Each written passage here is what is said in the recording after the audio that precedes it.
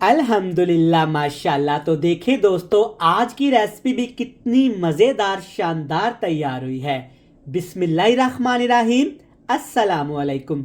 अल्लाह ताला की रहमत करम फजल और शुक्र के साथ आज की रेसिपी का करते हैं जी आगाज़।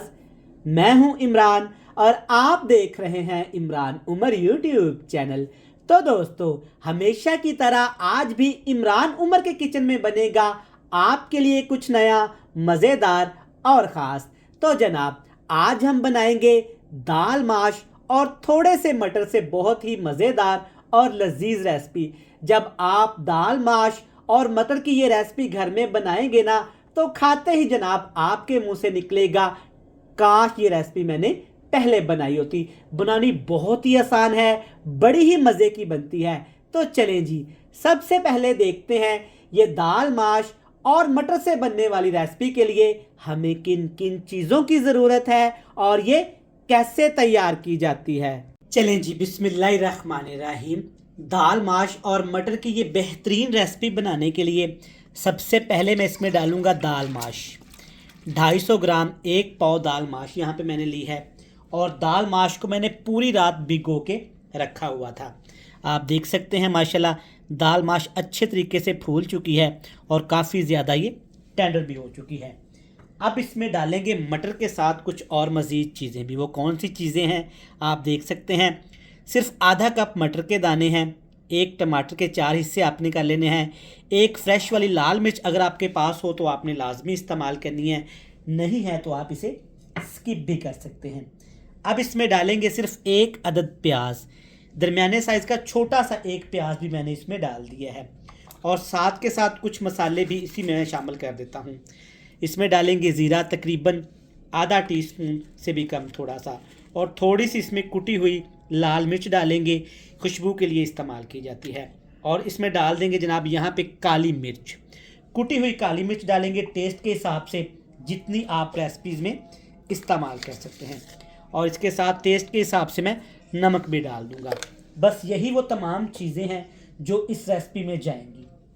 दाल और मटर तो हमारे घरों में बनते ही रहते हैं, तो मैंने सोचा क्यों ना दाल माश और मटर से एक ऐसी रेसिपी शेयर की जाए जो दिखने में भी खूबसूरत हो और खाने में भी मज़ेदार हो।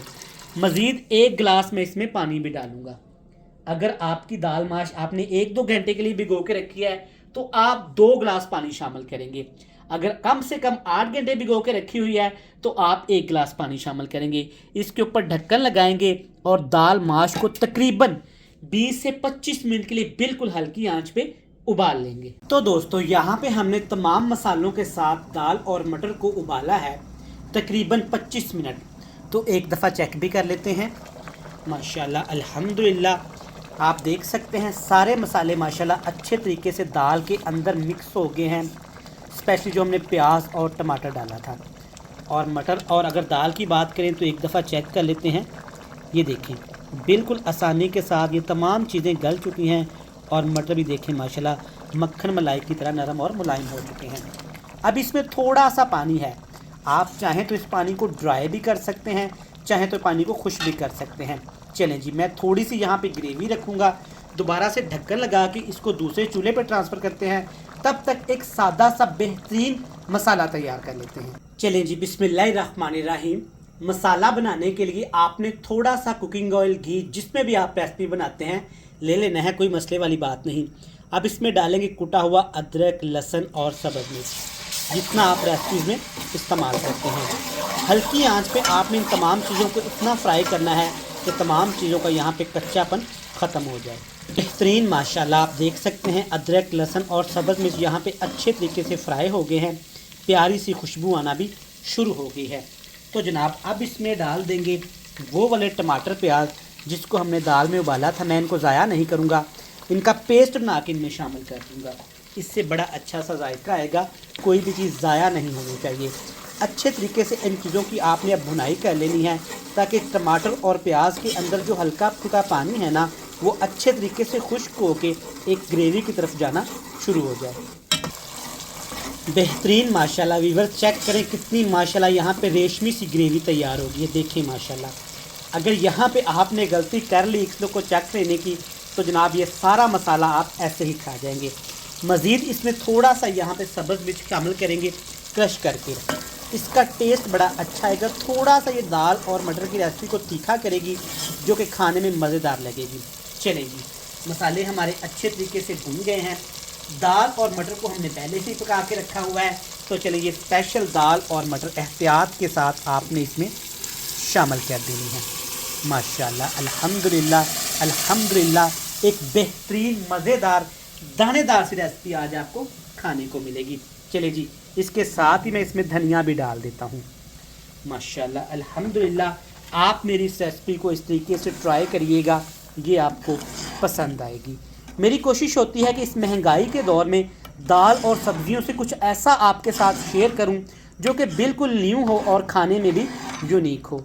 तो अल्हम्दुलिल्लाह अल्हम्दुलिल्लाह, आप मेरी रेसिपीज़ को पसंद करते हैं, बल्कि लाखों करोड़ों लोग इसको लाइक करते हैं। देखिए माशाल्लाह, कितनी मज़ेदार और यहाँ पे ये टेस्टफुल ग्रेवी के साथ सब्ज़ी और दाल माश की रेसिपी बनके तैयार हो रही है। तो आप इसे घर में एक इस तरीके से भी ट्राई करिएगा, ये आपको डिफरेंट तरीके से खाने को मिलेगी। चलें जी, माशाल्लाह अल्हम्दुलिल्लाह, यहाँ पे आपने नमक मिर्च चेक कर लेना है। अगर आपको कम लगे तो आपने हल्की सी काली मिर्च और थोड़ा सा नमक भी डाल देना है। ढक्कन लगाएंगे, मज़ीद 3 मिनट के लिए दम दे देंगे। तो दोस्तों, यहाँ पे हमने स्पेशल दाल और मटर की रेसिपी को दम लगा लिया है तकरीबन 4 मिनट। तो एक दफ़ा देख सकते हैं। माशाल्लाह अल्हम्दुलिल्लाह अल्हम्दुलिल्लाह। देखें जनाब, फ़ैसला आपने करना है और कमेंट बॉक्स में आपने मुझे लाजमी बताना है कि हमेशा की तरह ये रेसिपी भी आपको कैसी लगी, और आपने किस शहर, किस कंट्री, किस मुल्क, किस कस्बे से मेरी वीडियो को वॉच किया है, कमेंट बॉक्स में लाजमी बताइएगा। मैं उम्मीद करता हूँ कि आपको ये मज़ेदार दाल और मटर की रेसिपी भी पसंद आई होगी। रेसिपी अच्छी लगे जनाब तो चैनल को सब्सक्राइब करके बेल आइकन को दबा के फ्रेंड्स एंड फैमिली मेम्बर के साथ शेयर कर दीजिएगा। कल फिर मिलेंगे नई मज़ेदार रेसिपी के साथ। तब तक इमरान उमर को दीजिएगा इजाज़त। ढेर सारा प्यार दुआओं में रखिएगा याद। अल्लाह हाफिज़।